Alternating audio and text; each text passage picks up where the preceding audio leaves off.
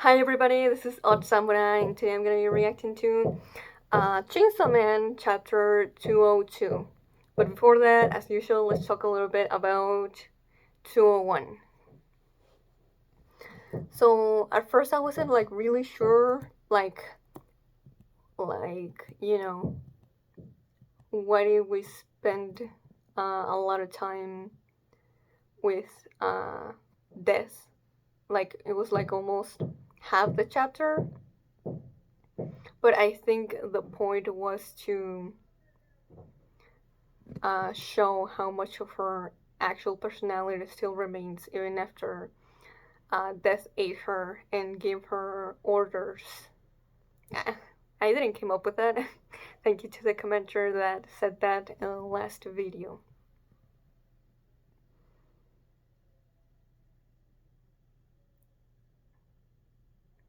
But yeah, her personality is uh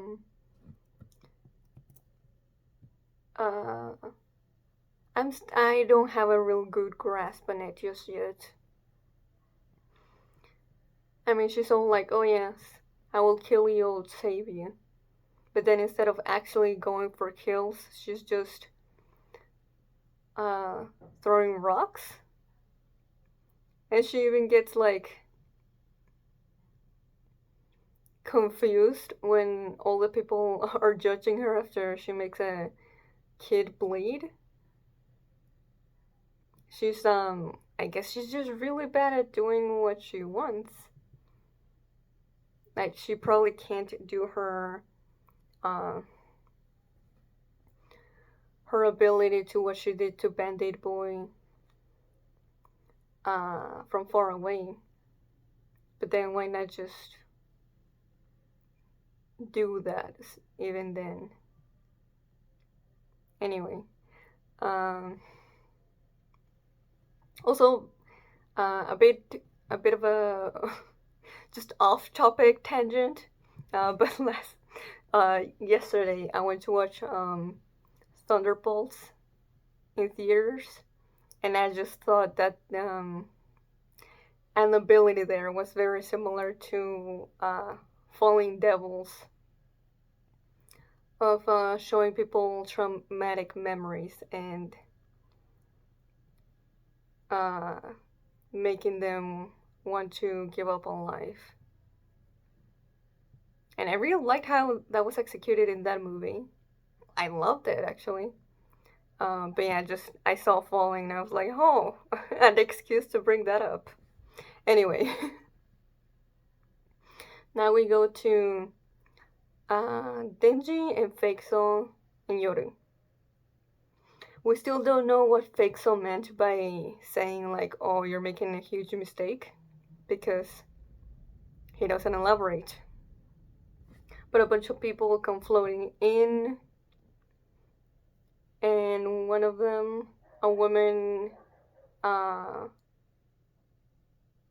starts to hold on to Denji's arms, and he actually holds back, not hold back, but just and not just her, he also holds onto her, and then grabs a sign. And I've been wondering if there's some symbolism to the sign. It seems like there's like a little boy and a little girl, both of them crossing the street. So I wonder if it has something to do with the way that Denji views women and how that's exemplified right after this.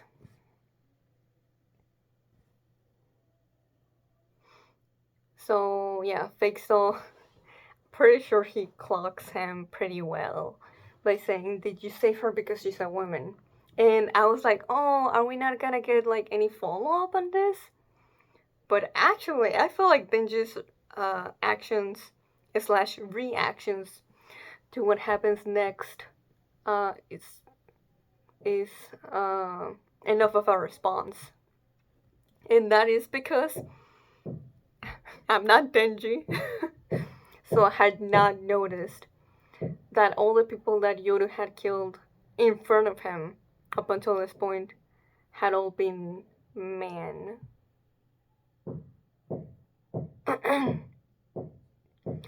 So, well, of course, Denji was not okay with it. He wasn't like upset to the point where he was like, okay, you really are a devil. I guess I have to go against you now. Like, yeah, this is completely, another level of Denji not putting up with Yoru's shit, at least for now. So yeah, I was like racking my head over like, why is this so different from all the other people that Yoru has killed? And it's because it's a woman. Granted, it's not like he went out of his way to try and help her first. She grabbed onto him, but still, he chose to keep holding on and trying to help her.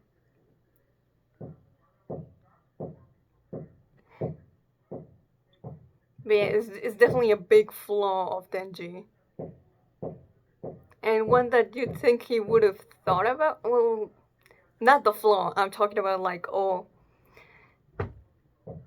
well, if Yoru, has big plans for all of humanity, uh, suffering in whatever fashion she may be planning to, you'd think that Denji would have been like, oh, that means that she might kill or torture women as well. But that didn't really cross his mind up until this point. So, yeah, I mean, Asta has literally been in front of him and begging for him to, like, kill Yoru so that she can be freed, but also so that Yoru doesn't cause any more suffering to others. And Denji just didn't really have strong feelings about it. And I think because at least I want to say that just that feels like a more complicated situation, whereas this for Denji is like, okay, Yoru, this pretty clear cut, kills a woman right in front of his eyes. There's nothing more to it. Whereas with between Asa and Yoru, there's so much between it. So Denji just kind of, needs that simplicity to be able to be like, oh, okay. Yeah, I don't think you're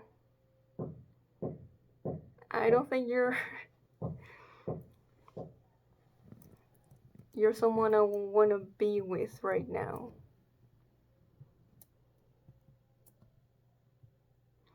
But yeah, just, the way that Denji treats men differently from women, it still needs to get deeper into that subject. I really want it to be fully addressed. I mean, women have made him suffer more, in my eyes anyway, than men have. But because of the way that they make him suffer are more simpler ways to understand it, like just, simple violence, killing Nayuta and the pets, and fighting him. That's simple to process. Well, simple, you know what I mean. I hope. In comparison to the way that the women in his life have manipulated him, uh, used him, discarded him, sexually abused him. I feel like there's more layers to the way that Denji sees it anyway in his mind. Plus the way that Makima messed with his sense of how to view sexual things. That, oh, okay, then if something happens, then it must be good, right? Whereas violence, oh, yeah, I can tell that was bad. At least that's how I'm taking it. But yeah, the way that also Denji kind of like, if something is like, oh, if a woman is being like, there's like physical violence on her, then he knows that's something wrong. But if, like the way that Yoru just completely uh, treats Asa, now that for him is like, okay, but can't you be friends though? Like that just does not compute for him.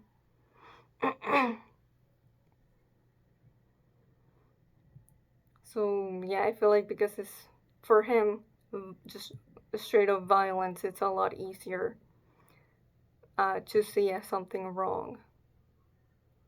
Whereas all kinds of like, you know, all the messiness that is with like basically Yoru treating Asa like an abusive mother.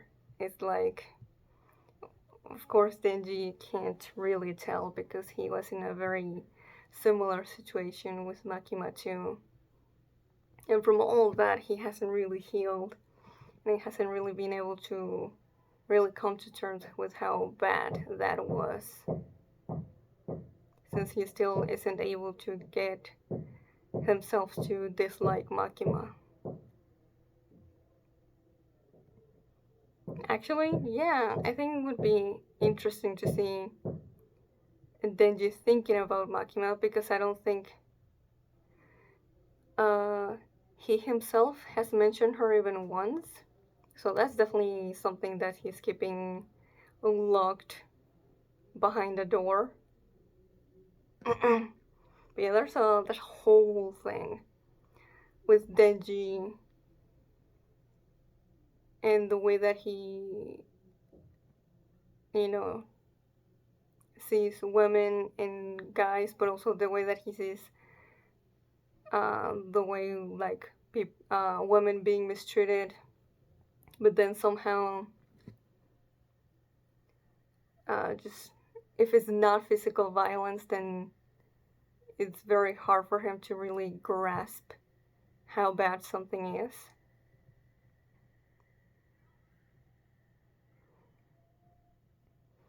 But yeah, I think that's all I have to say for this one. So let's get to next chapter and see what Denji's response to what Yoru's last line here was. Oh, title of the chapter is Devil Combination. Alright. They're still staring at each other while Fakesaw watches. Are you mad? Denji doesn't react. Do you want to come at me? Then we gotta zoom in at the chainsaws. No, she shot a bang where Fakesaw was. But I do just, you know, already, just the fact that Denji didn't say yes or no, already to me feels like a response in and of itself.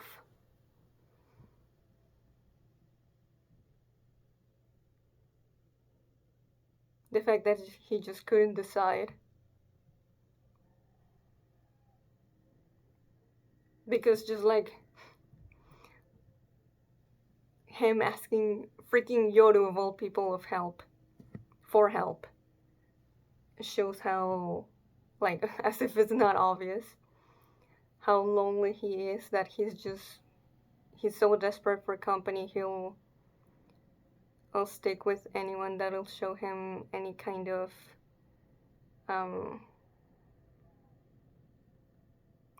acceptance is not the right word, but like, that just,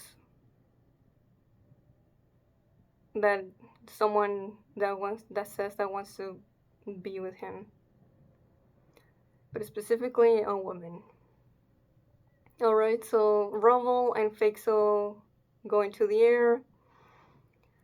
Uh, he chainsaws a big piece of rubble, and Denji jumps at him for some reason. I thought they weren't fighting anymore. We get a zoom in at Faksaw's face. Oh man, yeah. Well, I guess Denji doing this is the response we get, because despite of how bothered and angry he was last chapter, he still can't get himself to say goodbye to Yoru. Similar to how that scene between Asa and Yoru when she was like, Asa, are you scared of me? And just that single moment of hesitation gave Yoru back control of the body. Why? Because Asa is so scared of being alone that even if it's just momentary,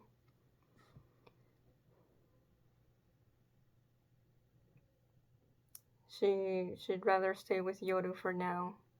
Now that's, different at the moment after she asked Denji for help. But I'm talking about those chapters, when Yoru was fighting Pochita. So he cuts Fakesaw in two, and we get a zoom in on one of his arms. Denji lands behind him, squatting. Did you fake that disagreement to throw me off guard? Nope, this chick is just that nuts. It's getting cold, it's time to head home. Die. Oh, oh no, I thought he cut him in two. No, he just lost the arm. That's why we zoomed in on it. My bad. So she aims a bang at Fakesaw. Oh. And then some random chainsaw people come in to shield him. Huh. Okay.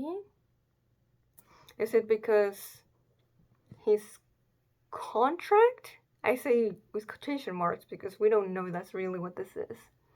With the Justice Devil are related, because that's the Chainsaw People also mating. No, not the Justice Devil, the Fire Devil.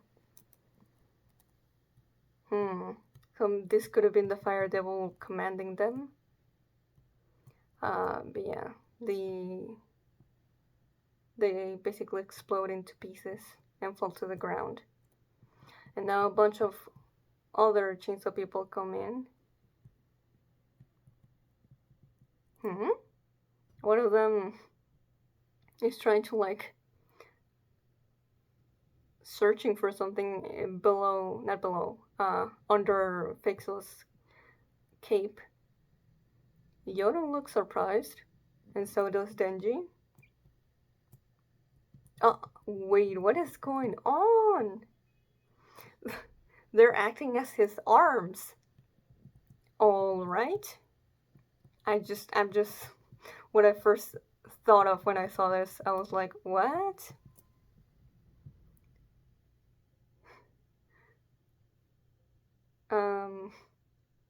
You know that kind of like Power Rangers, the big robot that they do when they combine. That's what I was thinking. Interesting that we got a whole page for this. Oh, actually, hold on a minute. Fakesaw is actually manipulating the skin on their bodies. and it's actually making them turn into like the shape of a hand with 3 fingers. Gross? You're not one to freaking talk. Chainsaw Man? What? Cutting down strangers doesn't pain you, right? Mm, but can you buzz through people pleading for your help? Ooh, honestly, that's a good strategy that Fakesaw is trying to employ. Cutting down strangers doesn't pain you. I would disagree. The only time we've ever seen him cutting down strangers was because they were trying to kill him, like uh, stab him with spears, and when Naito was still alive. But even then, he didn't want to do it. Oh shit! No way! A chainsaw and one of the people combined with Fakesaw is melting. I don't think I've ever seen that before. Crap.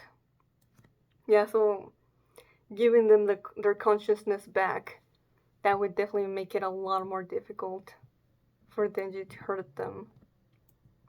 Huh? It's called, what the, where am I? Yeah, all of them. My body, huh? Whoa. Yeah, ooh. What is Denji gonna do? Oh god, this is some, like, straight up body horror. Ugh. No, yeah, oh my god, what's going on? Gross. What's, oh crap, I can't. Oh man, we had this single one guy, the first one that got the soul melting, is staring at Denji, as Denji's pretty much frozen in place. It's Chainsaw Man, thank goodness, save us Chainsaw Man. Oh man, the way that this is being framed, I get a bad feeling about this.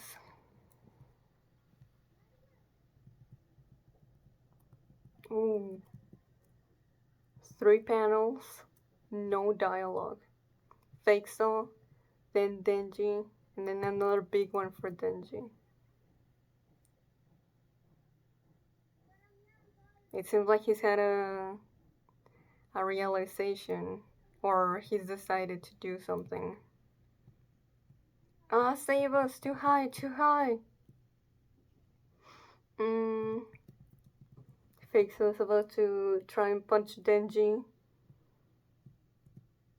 Denji still can't move. He's just watching. And he's not able to swing his chainsaws, he just barely moves out of the way. Save us! Save us! Oh god, yeah, they're even getting hurt just by the punch. You scumbag. Using, yeah, other people as shields so that Denji um, won't actually hurt Fakesaw himself. Mm. I mean, this is a pretty underhanded tactic to fight someone.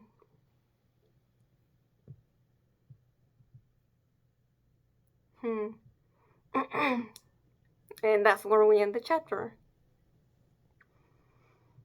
Okay. Yeah, this is interesting. We're once again going back to the whole, like, can Denji hurt people he doesn't know for his own survival? Like, he kinda did it in Aging Realms. Aging's realm. But I would guess probably because they looked like trees, it was easier for him to ignore. But also by the fact that they've lived for so long as well. They're Denji probably saw saw them mentally differently. But also at that point, like Denji was like, well, if I don't do this, there's no way getting out of here. Whereas here, he can definitely choose to just leave this fight. Hmm. Like, it's not just for his own survival. Oh, this is. I don't know where we're gonna go next. And well, I still think it was like a 50-50 or after last chapter on how Denji would react to what Yoru told him. Even though suspected, I'm still a little disappointed at the outcome. That he's still sticking by Yoru's side. Despite the fact that a lot of the things she does, he really doesn't agree with. But like I said, he'd rather be there than be alone. And it's even more exacerbated by not having Naita or someone like her nearby as well.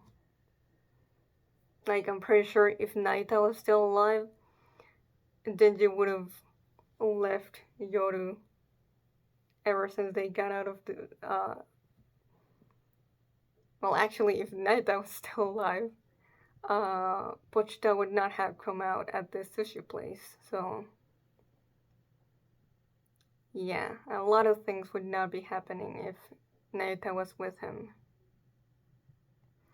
And that's also why her absence is so, like, felt. Because it influences a lot of Denji's decisions. He's trying to, unfortunately, fill the void that she left by sticking with Yoru. Also, there's a non-zero possibility that Death ate Nayuta and is now in command of her body. So we could still see her. Now, I don't know if it would be possible to get her back to the way that she was, in a way that is not killing Death, but the possibility is there. But yeah, we're tackling once again, can Denji kill people that are not connected in any way to him? Just to kill some bad guy in his eyes. Because as much, you know, as terrible as it is what Fakesaw is doing, Denji has also been complicit in all the murders that Yoru has been doing ever since they left the cafe. So it's like, like, of course I want to root for Denji. But, you know, like, what is going on with Denji's morality?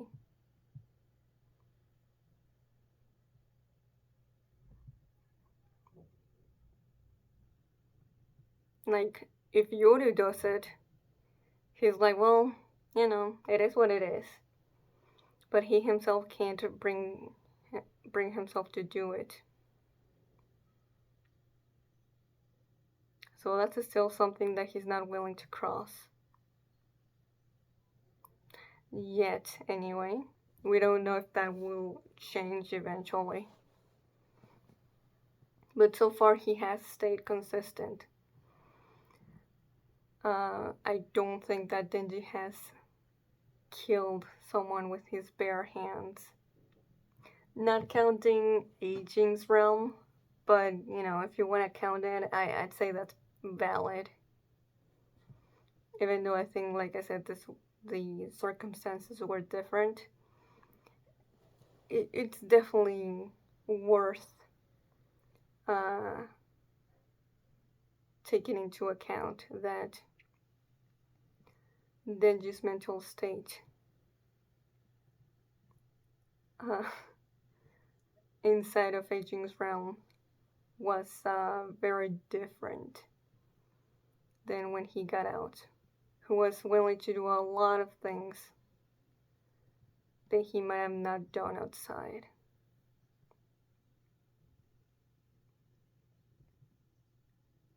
Like telling Yoru no, you know, I don't want to do this, I don't understand you.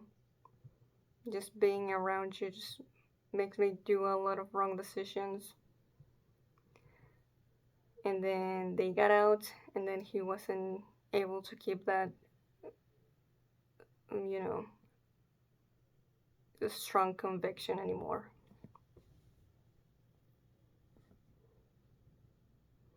So yeah, I think I'm gonna need to think on think on it a little more in regards to what this says about Denji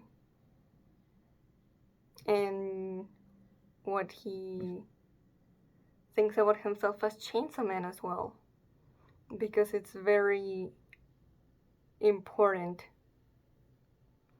that the people asking to be saved are asking for Chainsaw Man's help, not Denji. So this is also delving into, how he sees Chainsaw Man as part of his identity.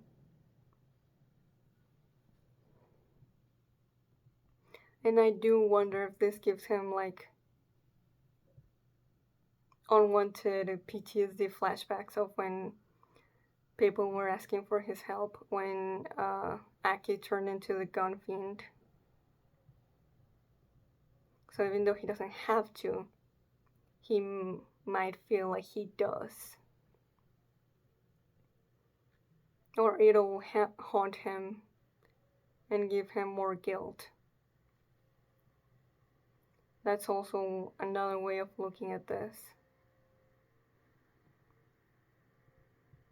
And how even though I'm like, someone like Fumiko as well, developed a resentment over that. He doesn't want that to happen again. Even though, like, Fumiko's opinion shouldn't be taken for shit. Of course, Denji would take it personal.